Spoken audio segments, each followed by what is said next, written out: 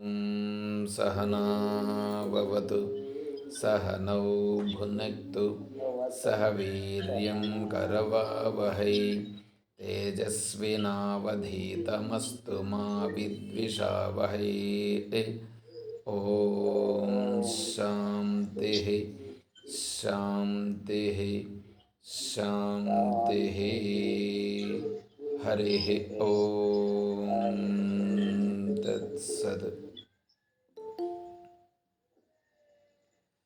పరిపూర్ణ పరబ్రహ్మస్వరూపులకు ప్రియాత్తమ బంధువులారా, ఓం హరి ఓం. ఓం పరిపూర్ణ పరబ్రహ్మస్వరూపులకు ప్రియాత్మ బంధువులారా, ఓం హరి ఓం హరి ఓం హరి ఓం. హరి ఓం. ఓం. శ్రీమద్ భగవద్గీత 10వ అధ్యాయంలో మనం ఉన్నాము. అందులో 7వ శ్లోకం, 6 శ్లోకాలు అయినాయి. ఏతాం విభూతిం యోగం చ మమ యో వేత్తి తత్వతః సోవికంపేన యోగేన యుజ్యతే నాత్ర సంశయః. ఎవడైతే నా యొక్క ఈ దైవీ మహాత్మ్యమును, మహాశక్తిని కూడా యథార్థముగా తెలియునో అట్టివాడు విచలితము కాని యోగము, ఆత్మనిష్టచే సంపన్నుడగును. ఈ విషయమునందు సందేహము లేదు.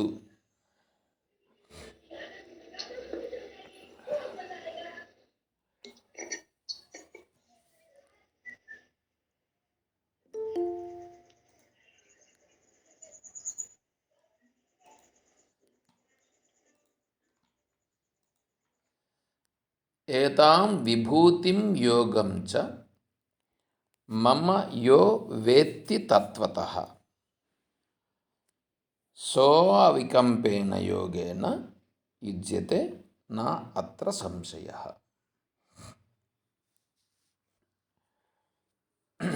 ఇక్కడ చూడండి, ఇక్కడ చాలా బాగా వివరంగా చెప్తున్నాడు. ఇప్పుడు నేను ఆత్మస్వరూపము, నేను ఆత్మస్వరూపం, నేను ఆత్మస్వరూపము అని నేను అంటున్నాను. కానీ నేను ఆత్మస్వరూపం ఎట్లా, అది తెలియదు. అనేది మాత్రం నేను ఆత్మస్వరూపము, నేను ఆత్మస్వరూపమని అంటాం. పెద్దోళ్ళు చెప్పినారు, మళ్ళా గురువులు కూడా చెప్తున్నారు, ఆత్మ ఈ శరీరంలో నుంచి ఇంకో శరీరంలోకి పోతుంది, ఇట్లా వెళ్తా. ఇది మనం వాళ్ళందరూ అన్నారు కాబట్టి మనం అంటున్నామే, కానీ అది స్పష్టంగా మనకు తెలియట లేదు. ఆత్మస్వరూపము స్పష్టంగా తెలియాలంటే దానికి ముందు ఇది ప్రిపరేషన్ అన్నమాట. అంటే ఏమన్నారంటే, నంది దర్శనహీనస్య నహి శివదర్శనం.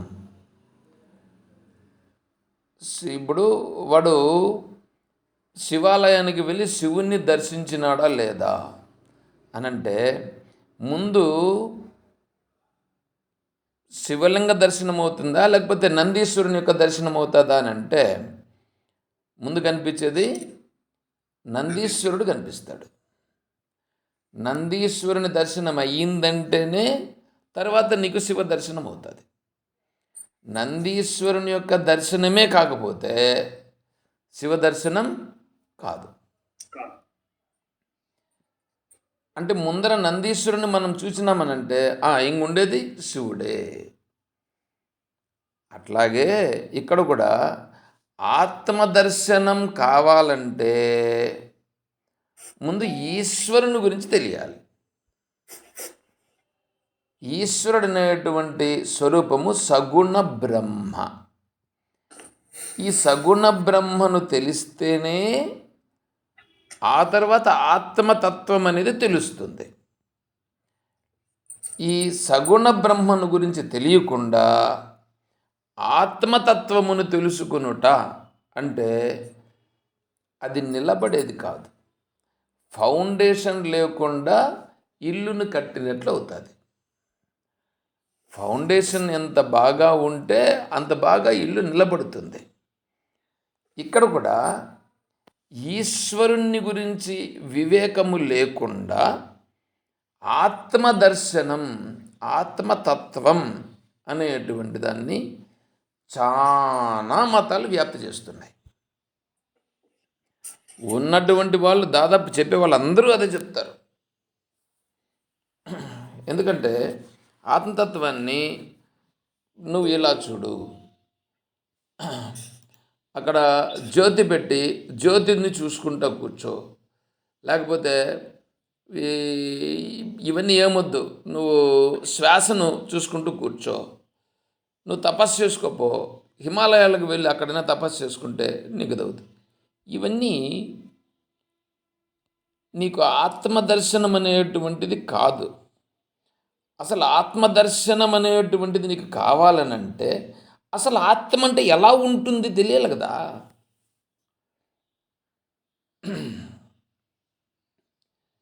ఇప్పుడు మేము శ్రీరంగం వెళ్ళాం ఒకసారి.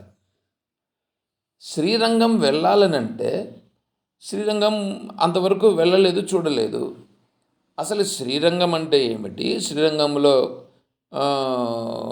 ఏమేమి ఉంటుంది అక్కడ శ్రీరంగం యొక్క గొప్పతనం ఏమిటి, మనం ఇక్కడి నుంచి పోతే అక్కడ శ్రీరంగం అని పేరు ఉండేటువంటి రైల్వే స్టేషన్లో దిగలనా, లేకుంటే ఇంకా వేరే మార్గాలు కూడా ఏమన్నా ఉన్నాయా, నేను ఎక్కడికి పోతే నేను శ్రీరంగము చేరుతాను, ఆ శ్రీరంగంలో శ్రీరంగనాథుని దగ్గరికి వెళ్ళాలనంటే రైల్వే స్టేషన్ నుంచి ఎంత దూరం ఉంటుంది, లేదంటే బస్సులో పోతామా, బస్సులో పోయేదానికి ఎట్లా వీలవుతుంది, లేదా ఫ్లైట్ ఏమన్నా ఉందా, ఇవన్నీ ఎంక్వైరీ చేస్తాం.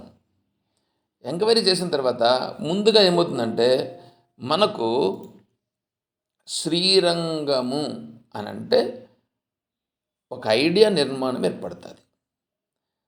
శ్రీరంగాన్ని ఇంకా మనం చూడలా, శ్రీరంగమును దర్శించాలని అనుకున్నాం.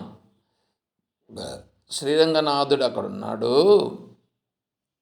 శ్రీరంగనాథుని యొక్క దర్శనం నేను చేసుకోవాలి అని అనుకొని మనం ఏం చేసాము, ఆ శ్రీరంగనాథుని గురించి మొత్తం మనం గూగుల్లో సెర్చ్ చేయడము, లేదా శ్రీరంగం వెళ్ళి వచ్చిన వాళ్ళని అడగడము, దీన్ని అంతా ఎంక్వైరీ చేసి ఓహో శ్రీరంగం అంటే ఇలాగా అని ఒక ఐడియా వస్తుంది మనకి. అదే విధముగా ఇక్కడ కూడా ఆత్మతత్వం, ఆత్మస్వరూపం అంటే ఏమి అనేదానికి ముందు ఒక ఐడియా రావాలి.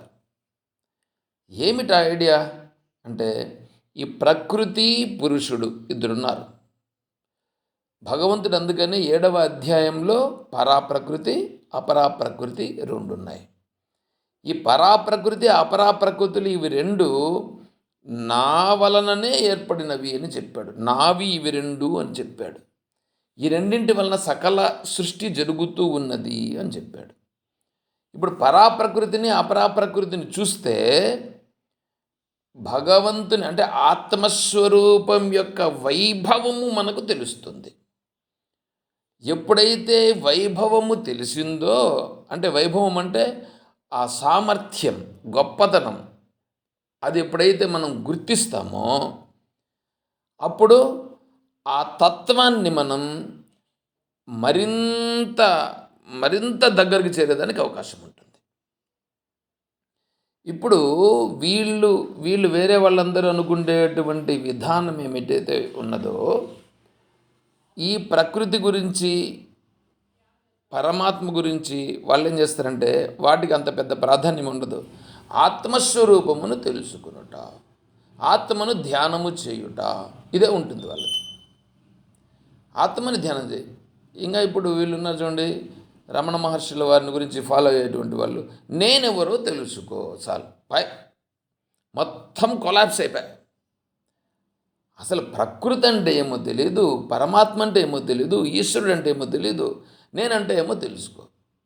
సరే, నేనంటే ఏమో తెలుసుకుంటాడు, నేను ఆత్మస్వరూపము, బాగానే ఉంది. మరి ఈ ప్రపంచంలో ఉంది, ఈ ప్రపంచం అంతా ఏంటి? ఈ ప్రపంచంలో వీళ్ళందరూ ఇలా చేస్తున్నారు, వీళ్ళందరూ ఇలా చేస్తూ ఉంటే నేనుగా నిలవట్లేదు, ఎందుకు నిలవట్లేదు? ఇది సమాధానాలు లేవు. అందుకనే వాళ్ళందరూ ఏమైపోతున్నారు? వాళ్ళు భ్రమపడుతున్నారు. నేను ఆత్మస్వరూపముగా నేనున్నానని వాళ్ళంతట వాళ్ళు భ్రమపడుచున్నారు. మరి ఒక్కసారి ఆ మార్గంలో వెళుతూ ఉన్న తర్వాత పతనము కాకుండా ముందుకెళ్ళగలగాలి. పతనం కాకూడదు.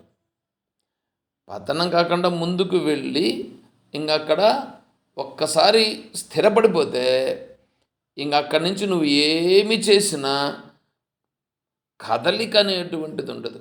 అంత దృఢంగా మన బుద్ధి స్థిరపడాల.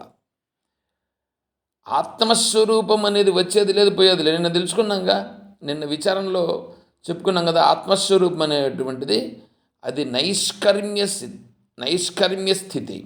అందులో కర్మ లేదు, కర్మ లేని స్థితి, కర్మరాహిత్య స్థితి. కర్మరాహిత్యం వేరే, కర్మ చెయ్యకుండా ఉండుట వేరే. కర్మ చెయ్యకుండా ఉండుట అనేటువంటిది వీడు తామసిక ప్రవృత్తి చేత, బద్ధకం చేత కర్మ చేయకుండా గమ్మునుండాడు వీడు. అందువలన వీడు కర్మ చేయకుండా ఉంటే అబ్బా వాడు కర్మ లేదు అని మనం అనుకునేదానికి అవకాశం ఉంటుంది, లేదా వానంతట వాడు కూడా అలాగే భ్రమపడేదానికి అవకాశం ఉంటుంది. ఇప్పుడు సన్యాసం తీసుకునేసాడు, సన్యాసం తీసుకునేసి బయట ఉండేటువంటి కర్మలను అయితే చేయడు. బయట ఉండే కర్మలను చేయడు, కానీ ఆశ్రమంలో కూర్చొని ఆశ్రమం డెవలప్మెంట్ కోసం ఏమేమి చేయాలి, వీళ్ళందరినీ ఎలా పిలవాలి, వీళ్ళందరినీ ఎలా ఆకర్షించాలి, వాళ్ళ దగ్గర నుంచి ఏ విధంగా మన ముందుకు వెళ్ళాలి, పేరు మాత్రం ఏమంటుంది, వాళ్ళందరూ ఉద్ధరింపబడేదానికి మేము చేస్తున్నామని ఉంటుంది. వాళ్ళందరూ ఉద్ధరింపబడేదానికి నువ్వెవడు చెప్పండి? దానికి వాళ్ళ కర్మానుసారం వాళ్ళది జరుగుతూ ఉంటుంది. అక్కడ ఉద్ధరింపబడుట అని అన్నప్పుడు ఆత్మస్వరూపమును తెలుసుకుంటేనే వాడు ఉద్ధరింపబడినట్లు లెక్క. ఆత్మస్వరూపం తెలుసుకున్నప్పుడు ఏమవుతుందంటే, ఆత్మస్వరూపమునందు ఎటువంటి కర్మలు లేవు. అక్కడ కర్త అనేవాడు లేడు, కర్త లేడు.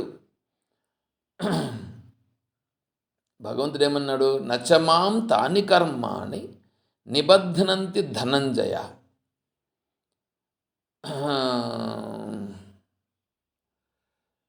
ఆ కర్మ ఉదాసీనం అసక్తం తేషు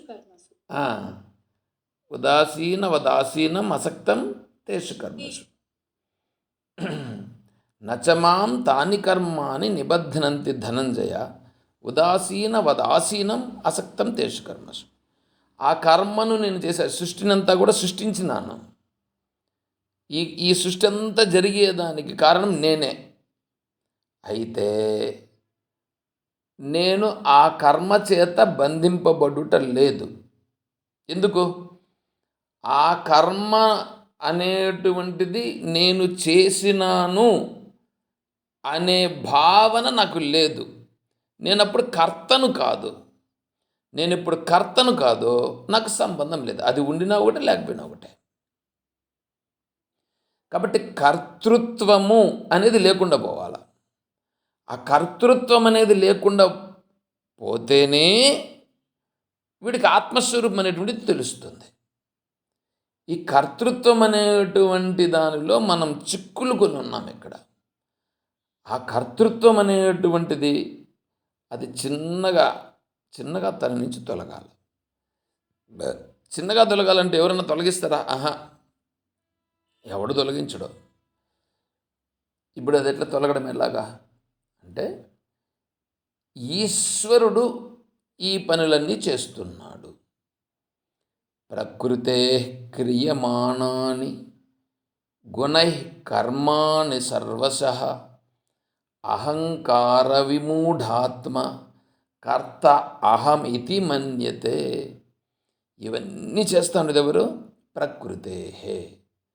ఈ ప్రకృతి రూపంగా ఉన్నటువంటిది ఈ పనులన్నీ చేస్తున్నది. నేను దీనికి సంబంధించిన వాడును కాదు. నాదత్తే కస్యచిత్ పాపం నచైవ సుకృతం విభు. నేను నాదత్తే కస్యచిత్ పాపం, ఆ పాపముతో కానీ పుణ్యముతో కానీ నాకు కించిత్తు కూడా సంబంధం లేదు. మరి ఇవన్నీ ఎందుకు జరుగుతున్నాయి?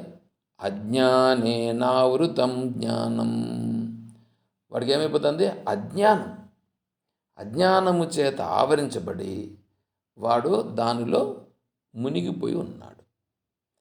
కాబట్టి ఆత్మస్వరూపం అనేటువంటిది నువ్వు తెలుసుకోవాలనంటే ఈ కర్మలో నుంచి కర్తృత్వ భావన అనేటువంటిది పోవాలి.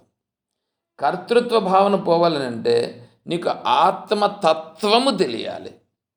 ఆత్మతత్వము తెలియాలనంటే అంతఃకరణ శుద్ధి కావాలి. అంతఃకరణ శుద్ధి కావాలనంటే నువ్వు చేసే కర్మలో నుంచి నువ్వు బయటపడగలిగేటువంటి సాత్విక శుద్ధి, సాత్విక నిష్ఠ, సత్వగుణ ప్రవృద్ధమానం కావాలి. రజోగుణ తమో గుణాలు అనగబడాలి. అవి సత్వగుణ నిష్ఠ చేత రజోగుణ తమో గుణాలు నీపైన ప్రభావం చూపించకుండా ఉండగలిగే మానసిక పరిస్థితి మనమే తెచ్చుకోవాలి. అలా తెచ్చుకోవాలనంటే ఇప్పుడు నీ అంతట నువ్వు చేసే ప్రయత్నం ఒకటి అభ్యాసము, వైరాగ్యం. ఈ అభ్యాసం ఏమిటి? అభ్యాసము ఆత్మస్వరూపాన్ని గురించి స్పష్టంగా తెలుసుకుంటూ ఉండుట, అది అభ్యాసం. వైరాగ్యం ఏమిటి? ఈ కర్మ అంతా జరుగుతూ ఉంది కదా, ఈ శరీరం ద్వారా కూడా కర్మలు జరుగుతున్నాయి కదా, ఎందుకు జరుగుతున్నాయి? ఎవరు జరుగుతున్నాయంటే ప్రకృతే క్రియమానాన్ని, ప్రకృతి జరిపిస్తున్నది. ఆ ప్రకృతి ఏమిటి? ఈ ఈశ్వరుడే అక్కడ ప్రకృతిగా ఉండి జరిపించబడుచున్నది. అంటే ఇప్పుడు ఆ ఈశ్వరుడు ఎలా చేపిస్తున్నాడు ఈ కర్మ అనేది తెలుసుకోవాలి. అందుకని ఇక్కడ భగవంతుడు ఏమంటున్నాడు? ఈ రూపంగా ఇంతవరకు చెప్పాడు కదా, ఈ చైతన్యం యొక్క రూపములే అన్ని. చైతన్యం యొక్క విశిష్ట చైతన్యం అంటే తెలివి యొక్క రూపములే అన్నీ. అంటే ఇప్పుడు చూడండి మీరు, ఈ తెలివి రూపములే అన్నీ అనేటప్పుడు వచ్చేస్తే ఆ తెలివియే దేవుడు అని వస్తే ఇప్పుడు నువ్వు దేవాలయానికి వెళ్ళాల్సినంత అవసరం ఉందా అంటే తెలివి రూపంగా నువ్వు సర్వమును భావిస్తూ నువ్వు దాన్ని చూడగలుగుతూ ఉంటే నీకు ఇప్పుడు ఈశ్వరుడు ఎక్కడ కనిపిస్తున్నాడు? ఎదురుగానే కనిపిస్తున్నాడు. ఆ ఈశ్వరుని వైభవం అది. ఈశ్వరుడనంటే ఇటువంటి ఈశ్వరుడు, ఇది తత్వరూపమైన ఈశ్వరుడు. తత్వరూపమైనటువంటి ఈశ్వరుణ్ణి తెలుసుకుంటేనే నువ్వు బయటపడతావు. లేదండి నాకు ఈశ్వరుడు కావాలని నువ్వు అనుకో. ఒకవేళ సరే నీకోసం ఈశ్వరుడు ప్రత్యక్షమై నీ దగ్గరికి వచ్చాడు అని అనుకో, నువ్వేం చేస్తావు? ఏం చేస్తావు బా? వస్తానే ఆయనకి ఏం చేస్తావు? పరమేశ్వరుడు వచ్చేసాడని చెప్పి పరమేశ్వరుని పిలిచి అర్ఘ్యపాద్యాదులు ఇచ్చి ఆసనం అలంకారం చేసి ఆసనం మీద కూర్చోమని చెప్పి వారికి మళ్ళీ ఏమేమో సేవలు చేసి నీకు తెలిసిన పూజలు, నీకు తెలిసిన స్తోత్రాలన్నీ చెప్పి కొంతసేపు అయిన తర్వాత స్వామి కొద్దిగా అల్పాహారం తీసుకోండి అని చెప్పి అల్పాహారము లేకపోతే భోజనమో పెట్టి భోజనం అయిన తర్వాత ఆ తాంబూలం అది ఇచ్చి ఆ తాంబూలం అదంతా వేసుకున్న తర్వాత స్వామి కొంతసేపు విశ్రమించండి. ఎందుకంటే ఆ పూజ అంతా అయిపోయిన తర్వాత పర్యంకాసనం సమర్పయామి. ఆయన ఏం చేయాలి ఇప్పుడు? ఆయన పర్యంకాసనం, ఆయన ఇంకా పోయి విశ్రాంతి తీసుకోవాలన్నమాట. నేను నా పనికి పోవాలిగా. ఇది అంటే అప్పుడేమి ఈశ్వరుడు ఇంకొంతసేపు ఉంటే కన్నా బరువు అయిపోతాడు. ఇంకా కొంతసేపు ఈశ్వరుడు ఉంటే కానీ అయ్యా ఏం చేస్తావయ్యా బయట పోయి కూర్చో మాట్లాడదాం కొంచెంసేపు అంటే ఆడ వేరే వాళ్ళతో అర్జెంటు పని సమయం వాళ్ళ దగ్గర పోయి రావాలంటాడు. చూడండి ఎట్లా ఉంది ఇప్పుడు వీడికి. అంటే ఇప్పుడు ఈశ్వరుడు దగ్గరే ఉన్నప్పటికీ వీడికి ఆ శాంతి అనేటువంటిది లేదు. శాంతి రావాలంటే తత్వముతో వస్తుంది నీకు. అప్పుడు ఈశ్వరుని నువ్వు రూపంగా కాకుండా తత్వముగా చూస్తావు. తత్వముగా చూచుటన్నప్పుడు ఇప్పుడు తెలివి రూపంగా ఉండుట. ఇప్పుడు చూడండి, మీరు ఏమి చూసినా ఏది చూసినా అంత తెలివి రూపమే. ఆ తెలివి యొక్క రూపాలే ఇవన్నీ చూడండి. అందుకే చెప్తున్నాడు, ఏతాం విభూతిం, ఈ రూపమైనటువంటి విభూతి, వైభవం, యోగం చ, ఇదే యోగం.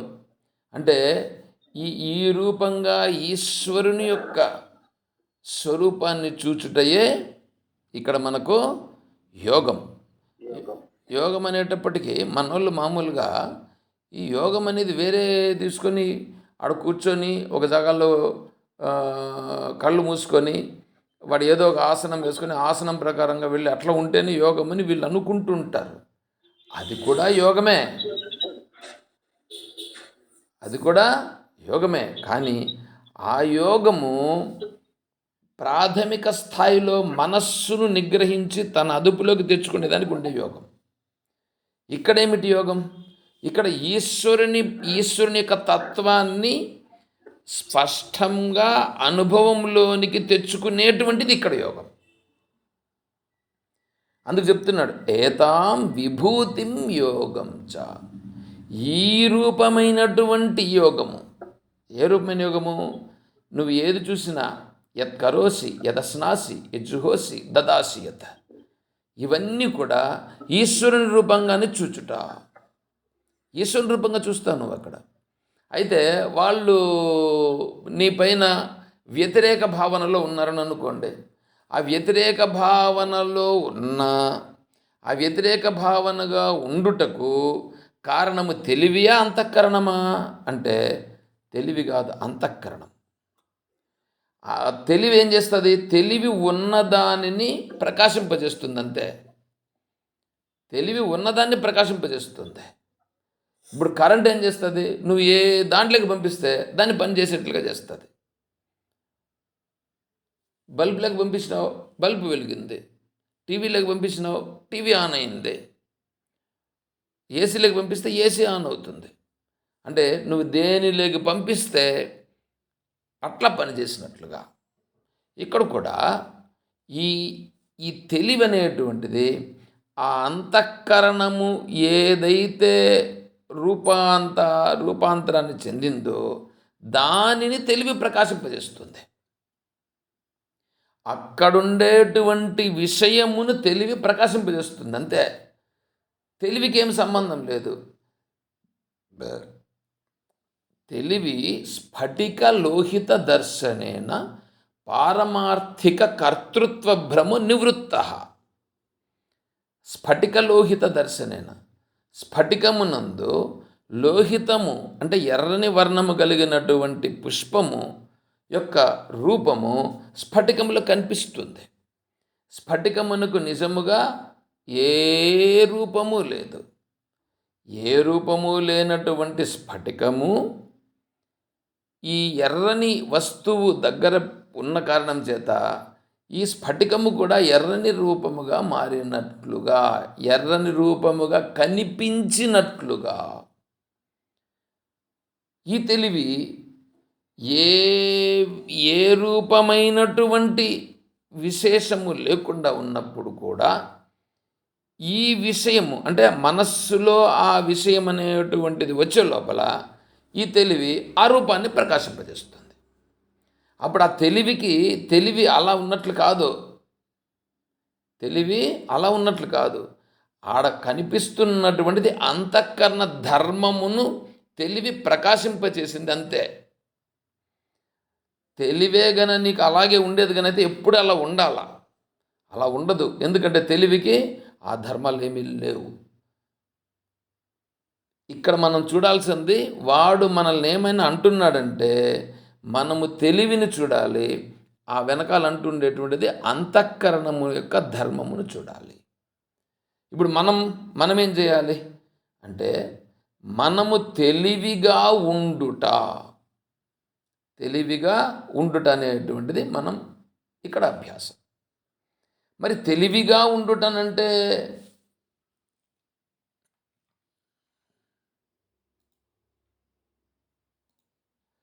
ఇక్కడ తెలివిగా ఉండుట అనంటే ఆ తెలివి స్వరూపముగా మనం ఉంటాం. ఇప్పుడు తెలివి తెలివి తెలివి తెలివి నువ్వు ఏమి చూచినా, ఏ వ్యవహారాలు చేసినా, అన్ని వ్యవహారముల యందు తెలివినే ఇక్కడ చూస్తాం. అక్కడ కులము కానీ, మతము కానీ, గొప్పవాడని కానీ, పేదవాడని కానీ, బీదవాడని కానీ, లేకపోతే వివేకం ఉన్నవాడని కానీ, వివేకం లేనివాడని కానీ, ఇవంతా ఏముండవు. తెలివిని చూస్తాం, తెలివిని భావిస్తాం. ఇలా తెలివిని భావించినప్పుడు ఏమవుతుంది, ఈ తెలివి తత్వం అనేటువంటిది మనకు స్పష్టమవుతూ మన మనస్సులో వేరే భావనలు నింపబడి ఉన్నవి ఇంతవరకు. అది ఇప్పుడు ఏమవుతుంది, ఇప్పుడు తెలివి భావనతో నింపడం జరుగుతుంది. వేరే విషయముల భావన అనేటువంటిది దానికి ప్రాధాన్యం తగ్గిపోతూ వస్తుంది. ఎప్పుడైతే తెలివి భావన చేత నింపబడుట జరుగుతూ వస్తుందో మనస్సులో, అప్పుడు మనస్సు ఏమైపోతుంది, క్రమంగా శుద్ధమైపోతుంది. ఆత్మజ్ఞానము చేత, తెలివి చేత, ఇక్కడ తెలివి అంటేనే ఆత్మతత్వం. ఆ ఆత్మతత్వ భావమును వీక్షించుటయే, దర్శించుటయే, భావించుటయే ఈశ్వర దర్శనం. ఆ ఈశ్వరుని యొక్క వైభవం ఇది అని దర్శించుట. అప్పుడేమవుతుంది, అంతఃకరణం ఆటోమేటిక్గా శుద్ధమవుతుంది. ఎప్పుడైతే శుద్ధమవుతుందో దాన్ని చెప్తున్నాడు, మమయో వేత్తి తత్వత.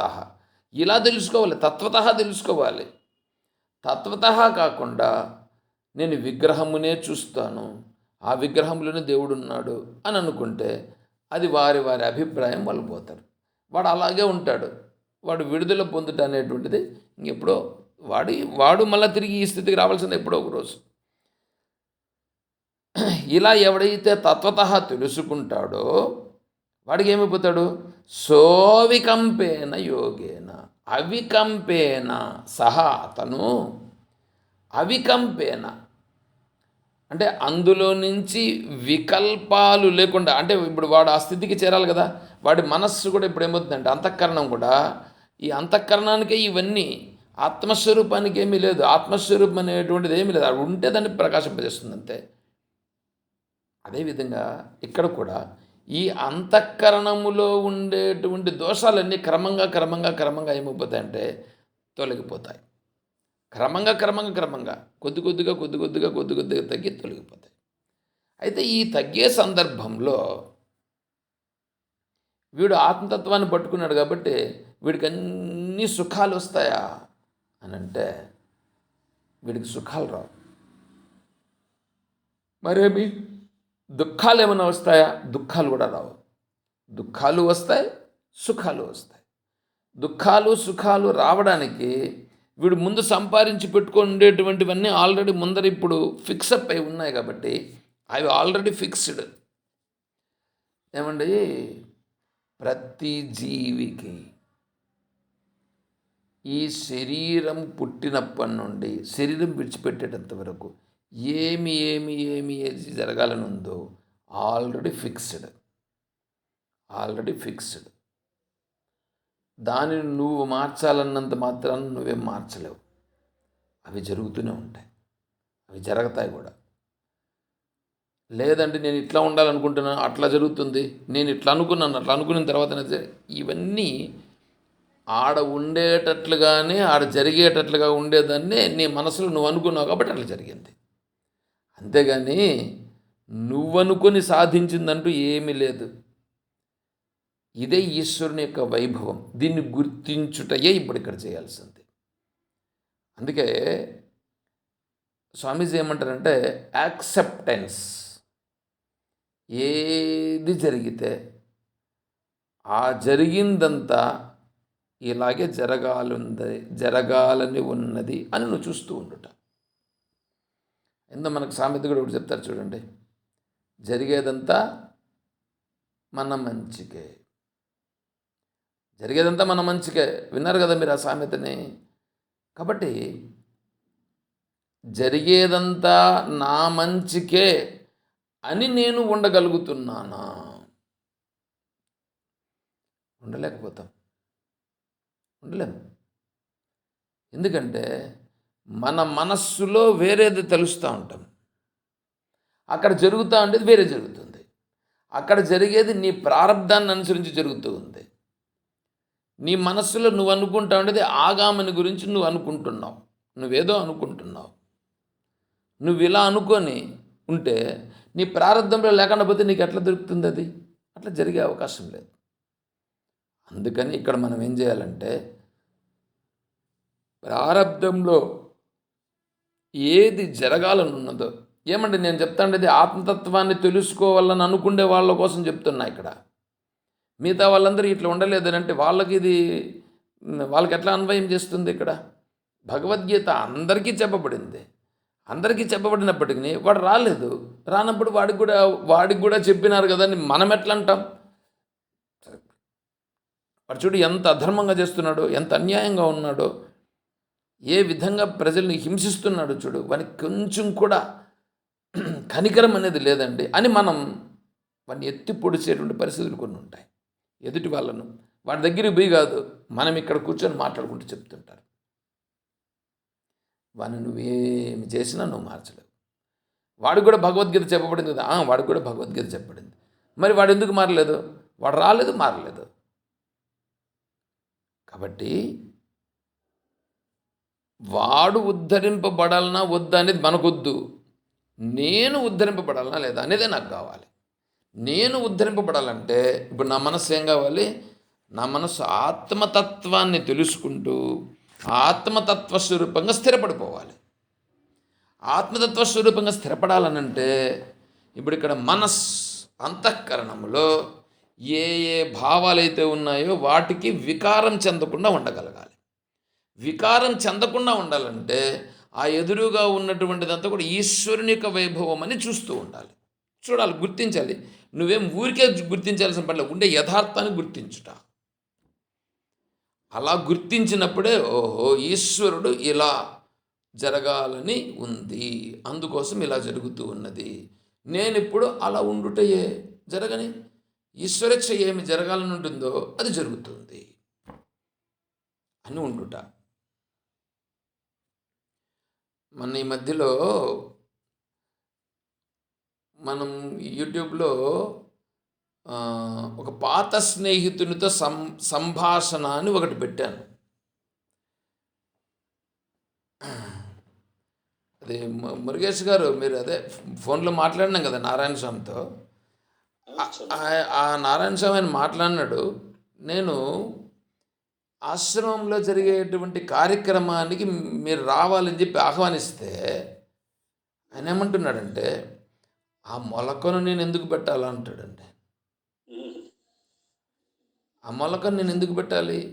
ఈశ్వరేచ్ఛ ఎలా ఉంటే అలా జరుగుతుందిలేండి. ఈశ్వరుడు మీకు ఆ భావాన్ని కల్పించి మిమ్మల్ని వచ్చేటట్లుగా చేస్తాడులే, ఆరోగ్యం బాగుండేటట్లు చేసి వచ్చేట్లు సహకరిస్తాడు అని అంటే, ఈశ్వరుడు చేస్తాడు అంటే ఈశ్వరేచ్ఛ అనేదానికి ఇప్పుడు ఆ భావన లోపల మొలకు ఉంటే కదా ఈశ్వరుడు కూడా అనే దాటికి మాట్లాడతాడు. ఆయన ముందు నుంచి కూడా అలా మాట్లాడేవాడు. 94లో కూడా అలాగే మాట్లాడేవాడు. అయితే ఇప్పుడు ఏమిటంటే ఆయన మాట్లాడిన మాటలను బట్టి చాలా బాగా దృఢంగా ఉన్నాడని నాకు అనిపించింది. కానీ ఎందుకంటే ఇప్పుడు వేరే వాళ్ళతో మాట్లాడుతున్నాడో లేదో నాకు తెలియదు, కానీ ఇప్పుడు మనతో మాట్లాడుతున్నప్పుడు వెంటనే ఆ భావనతో మాట్లాడుతున్నాడంటే నీకు లోపల ఉంటే వస్తుందా, లోపల లేకపోతే వస్తుందా? లోపల ఉంటేనే వస్తుంది. అది ఆ మొలకను కూడా పెట్టడం ఎందుకు అని అంటాడు ఆయన. మొలకనంటే అసలు ఈ కార్యక్రమానికి రావాలనే భావన కూడా నాకు అక్కర్లేదు అని అంటాడు. అంటే ఇప్పుడు ఆయన వేరే విషయాల్లో ఉన్నాడా లేదా అనే విషయం నేను చూడలేదు, నేను అక్కడికి పోలేదు, ఆయనతో కలవలేదు. కానీ మాట్లాడింది మాత్రము చాలా గొప్పగా అనిపించింది, నాకైతే చాలా గొప్పగా అనిపించింది. అందుకనే నేను షేర్ చేశా, మీరందరూ కూడా వింటారని. కాబట్టి ఆ మొలక అంటే ఆ భావన కూడా అక్కర్లేదని అంటాడు. అంటే ఈశ్వరుని కూడా సైడ్లో పక్కలో పెట్టేసి, ఎందుకబ్బా ఊరికే నాలో నేను ఉండుటయే, నాలో నేను ఉండుటయే అనేట్లుగా మాట్లాడతాడు. ఇది ఎంత స్పష్టమంటే అది సత్యం కూడా. అందుకనే ఇక్కడ భగవంతుడు చెప్తున్నాడు చూడండి. ఇక్కడ మామూలుగా వింటే మనకేమనిపిస్తుంది అంటే అదంతా ఏందబ్బా ఈయన ఎంతసేపు నాలో ఉండుట అంటాడు, బయట ఏమీ లేదని అంటాడు, బయట ఏమి వద్దని అంటాడు. అంటే ఆ పరిపక్వత అనేటువంటిది కూడా రావాల్సి వస్తుంది. ఇప్పుడు ఆయన అన్నటువంటిది ఏ స్థితిలో అన్నాడనేటువంటిది వినేదానికి చాలా బాగా ఉన్నది.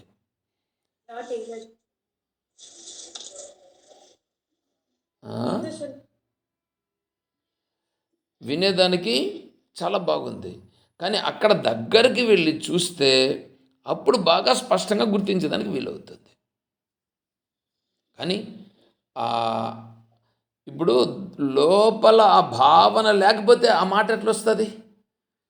లోపల గాంధీ మహాత్ముని షూట్ చేసినప్పుడు హే రామ్ అని అన్నాడంటే లోపల రాముని భావన లేకపోతే రామ అని అనగలుగుతాడు ఆయన. చూడండి ఎంత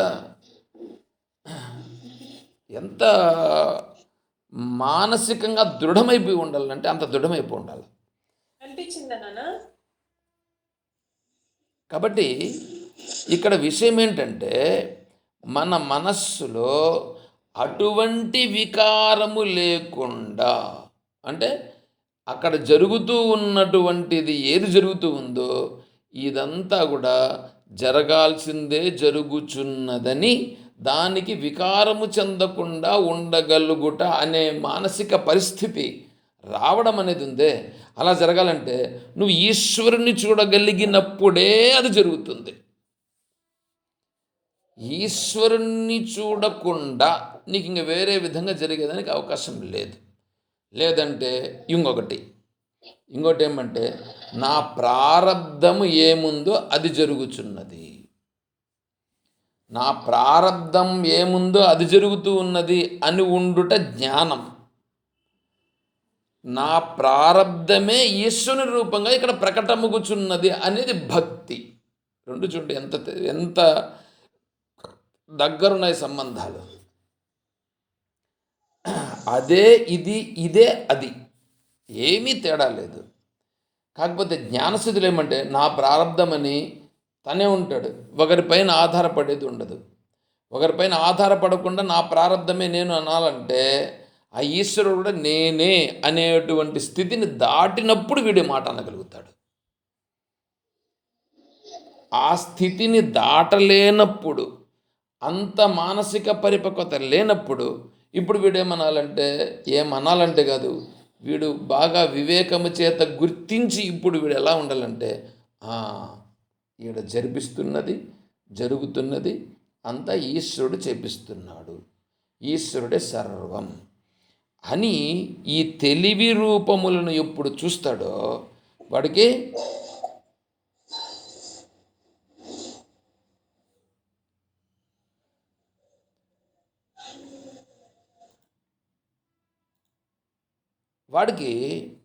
చాలా స్పష్టంగా మనస్సు కృంగిపోవుట పొర్లిపోవుట అనేటివి లేకుండా నిర్వికారంగా స్థిరంగా ఉండగలిగేటువంటి స్థితి అనేటువంటిది వస్తుంది.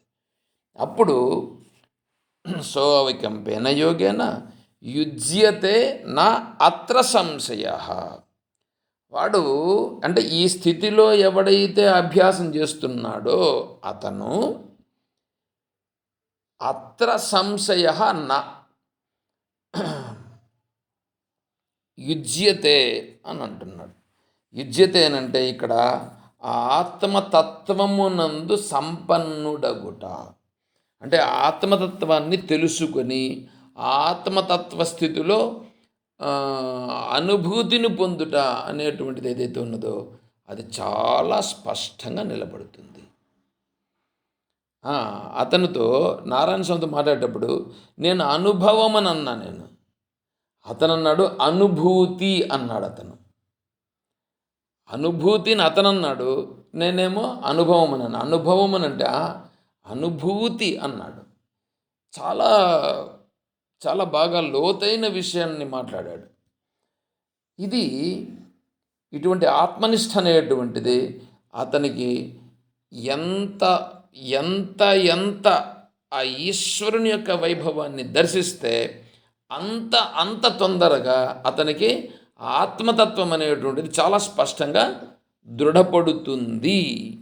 ఇందులో సంశయం ఏమనే మాత్రము లేదు అని చెప్తున్నాడు పరమాత్మ ఈ శ్లోకంలో. ఈ పైన చెప్పబడిన విభూతిని అంటే వివిధ రూపములుగా ప్రకటమయ్యే సర్వాత్మకత్వమనే మహిమను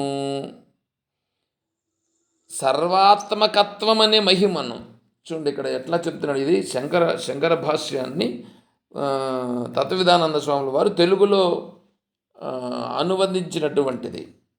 సర్వాత్మకత్వం అనే మహిమను అంటే సర్వము ఉండేటువంటి ఆత్మస్వరూపమే అక్కడక్కడే తెలివి రూపంగా ఎలా ప్రకటమగుచూ ఉన్నదో అదే మహిమ అని అంటున్నారు ఇక్కడ.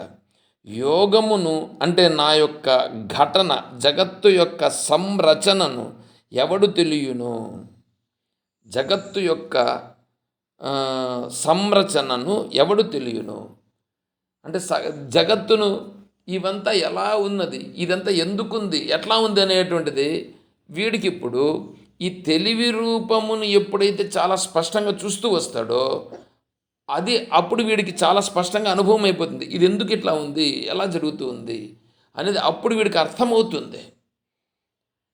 దాన్ని ఇప్పుడు ఇక్కడ చెప్తున్నాడు. ఇక్కడ లేదా జగత్తును ప్రకటించి పాలించే సామర్థ్యము సర్వమును తెలిసి ఉండుట అనేవి యోగము అంటే దైవీ శక్తి నుండి పుట్టేవి. యోగ శబ్దముచే చెప్పబడును అంటే ఈ సృష్టి అంతా కూడా భగవంతుని యొక్క దైవీ శక్తి, అదే పరా అపరా ప్రకృతిని చెప్పుకున్నాం కదా. అక్కడ ఆ పరా అపరా ప్రకృతులని ఇక్కడ చాలా స్పష్టంగా చూచుట అనేదే ఇక్కడ యోగము అని అంటున్నారు. ఈ యోగమును ఎవడైతే చాలా స్పష్టంగా తెలుసుకుంటాడో, నాదైన ఈ యోగమును ఎవడైతే యథార్థముగా తెలియనో, తత్వత అంటే తత్వముచే అంటే తృతీయగా, తత్వముచేగా తృతీయ అంటే యథార్థముగా అని అర్థము. తృతీయ ఈ తృతీయ అనేటువంటి పదము చేత దాని ఏమంటారు,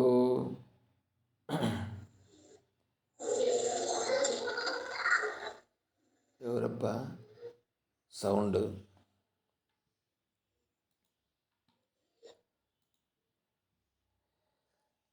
ఏదైతే కనిపిస్తూ ఉందో అది ఇప్పుడు ఈయన యొక్క సామర్థ్యము వలననే జరిగినది. ఇప్పుడు ఒక ఇల్లును నిర్మాణం చేశారండి. ఏమంటే ఈ ఇల్లు ఎవరయ్యా కట్టింది అని అంటాడు. ఇల్లు ఎవడయ్యా కట్టింది అంటే కట్టింది ఎవడు? మేస్త్రి. ఇప్పుడు మేస్త్రి పేరు చెప్తారా, ఓనర్ పేరు చెప్తారా అండి? ఓనర్ పేరు చెప్తారు. ఓనర్ పేరు చెప్తారు. ఇప్పుడు కట్టింది ఓనరా? ఇక్కడ ఈ కట్టింది మేస్త్రి. మేస్త్రి ఎందుకు కట్టినాడు? మేస్త్రి చేత ఓనరు కట్టించినాడు. అంటే ఓనరు మేస్త్రిని ఆ పని చేసేటట్లుగా పురమాయించినాడు. ఆ మేస్త్రికి కావాల్సిన దాన్ని ఓనర్ ఇచ్చి అతని ద్వారా పని చేయించాడు. కాబట్టి దీనికి సంబంధం ఎవరిది? మేస్త్రి చేసినప్పటికీ మేస్త్రిది అని చెప్పరు ఇక్కడ, దాని ఓనర్ది చెప్తాడు. అంటే ఓనర్ అనేటప్పుడు ఓనరు ఈ మేస్త్రి చేత చేపించినాడు. అది ఓనర్ యొక్క వైభవం అవుతుంది కానీ మేస్త్రిది కాదు. అలాగే ఈ ఎదురుగా కనిపిస్తున్నటువంటి, తెలియబడుతున్నటువంటి, జరుగుతూ ఉన్నటువంటి ఈ సర్వ విశేషాంశాలన్నీ కూడా భగవంతుని యొక్క వైభవము చేతనే జరుగుచున్నవి అని గుర్తించుట. మీకు 2 అంశాలు చెప్పాను నేను. ఒకటి నా ప్రారంధమని ఉండుట, 2 ఇదంతా కూడా భగవద్ వైభవం అని చూచుట. భగవద్ వైభవం అని చూచుట అనేటువంటిది తక్కువ స్థాయి. నా ప్రారంధానుసారంగా జరుగుచున్నది అని చూచుట పరిపక్వ స్థాయి. అంటే మొదట్లో కూడా నా ప్రారంధమనే కదా ఉంది అని అంటే, మొదటిలో ఉండే విధానానికి ఈశ్వరుని తత్వము తెలుసుకున్న తర్వాత అనేటువంటి మాటకు తేడా ఉంటుంది.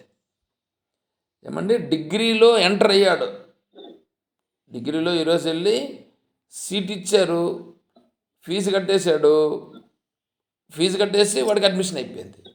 ఇప్పుడు నువ్వేం చదువుతున్నావురా అంటే ఏమంటాడు, నేను డిగ్రీ చదువుతున్నాను అంటాడు. డిగ్రీ ఫైనల్ ఇయర్ ఎగ్జామ్ రాసేసాడు, రిజల్ట్ కోసం వెయిట్ చేస్తున్నాడు. ఇప్పుడు నువ్వేం చదువుతున్నావురా అంటే ఏమంటాడు, నేను డిగ్రీ చదువుతున్నాను అంటాడు. ఏమండి, ఈరోజు జాయిన్ అయినోడు కూడా డిగ్రీ చదువుతున్నాను అంటున్నాడు.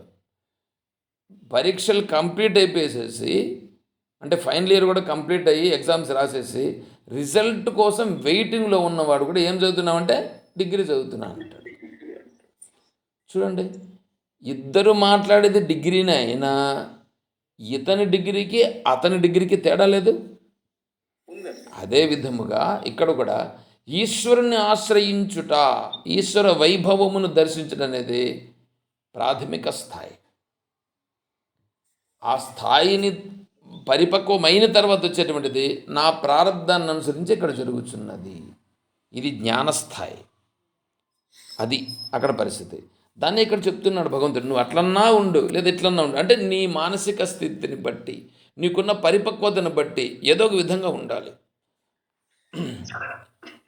అట్టివాడు విచలితము కాని అనగా చెదిరిపోని యోగముతో, అంటే సర్వము ఆత్మయే అనే దర్శనమునందు స్థిరముగా ఉండుట అనే యోగముతో కలుపబడును.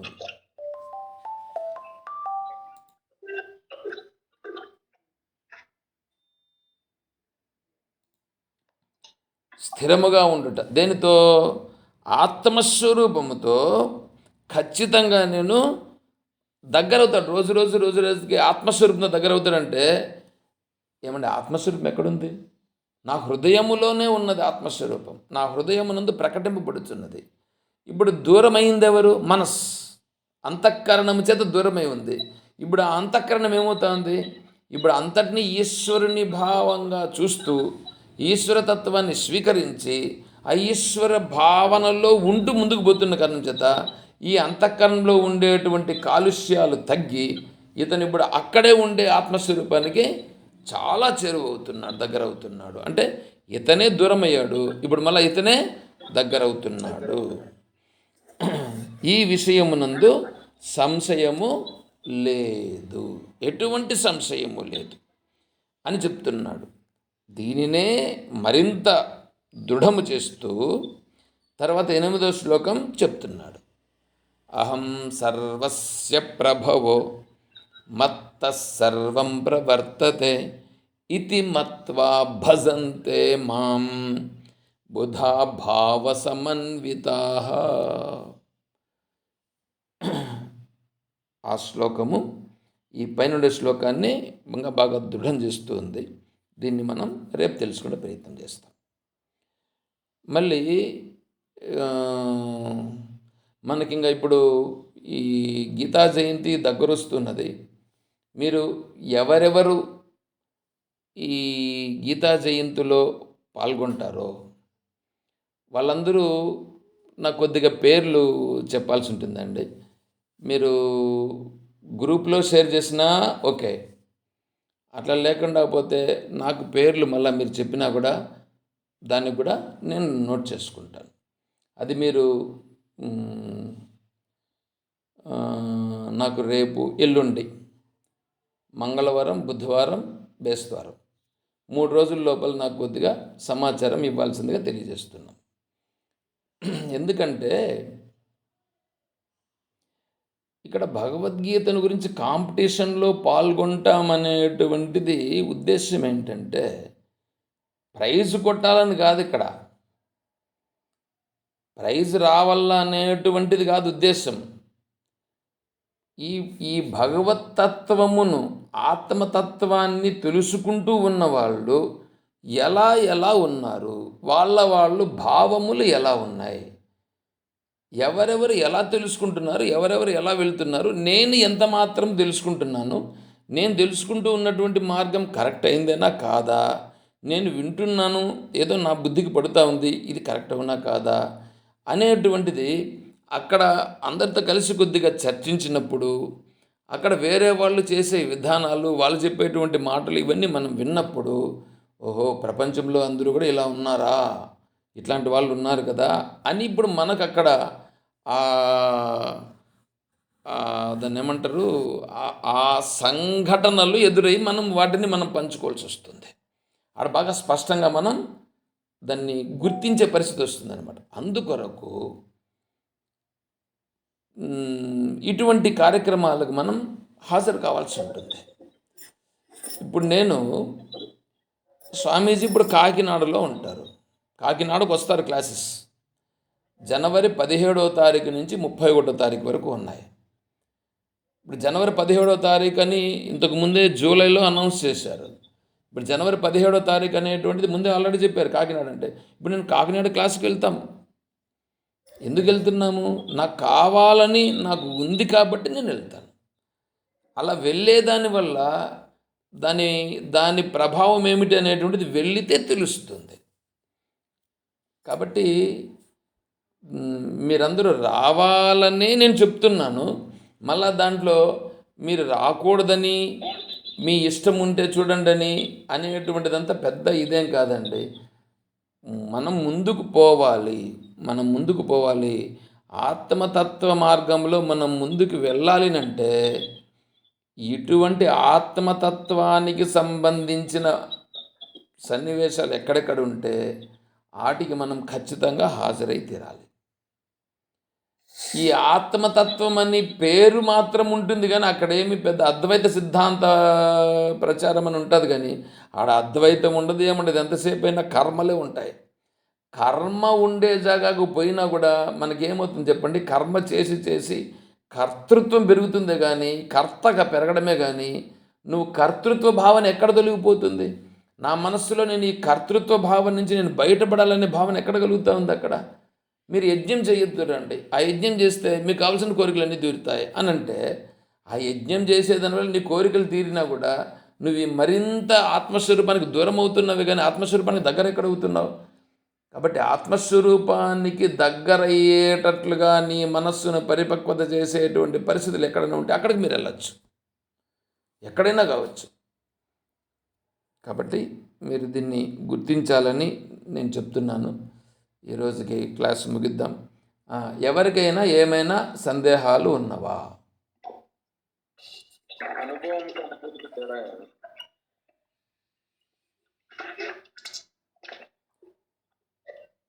దాసు గారు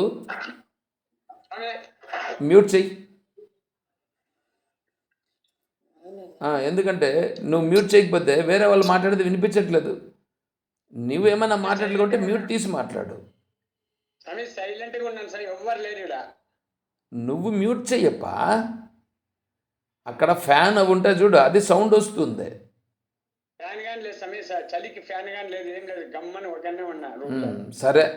సరే నువ్వు మ్యూట్ చెయ్యి. మళ్ళీ నువ్వు మాట్లాడాలన్నప్పుడు మ్యూట్ తీసి మాట్లాడు.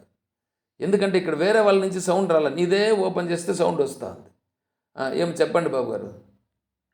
అనుభవంకి అనుభూతికి తేడా ఏంటి? అనుభవం అనేటువంటిది మనస్సు చేత కలిగేటువంటిది, అనుభూతి అనేటువంటిది సహజం.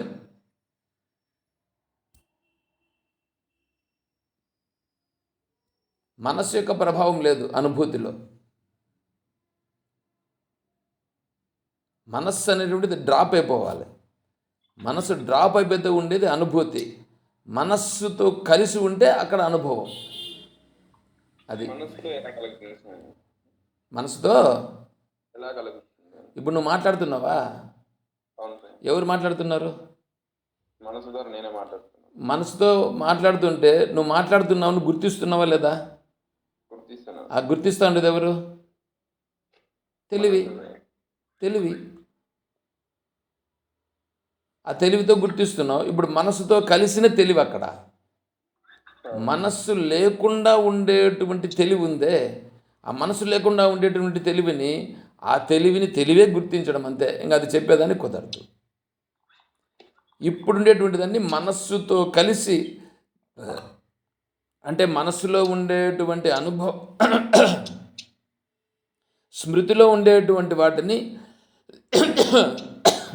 తీసుకుంటూ మనస్సు వస్తే దానిని ప్రకటింపజేస్తుంది తెలివి. అది అనుభవం. తెలివినే తెలివిగా చూచుట అనేది అనుభూతి. అర్థమైంది. ఇంకెవరైనా ఉన్నారా? సరే. ఓ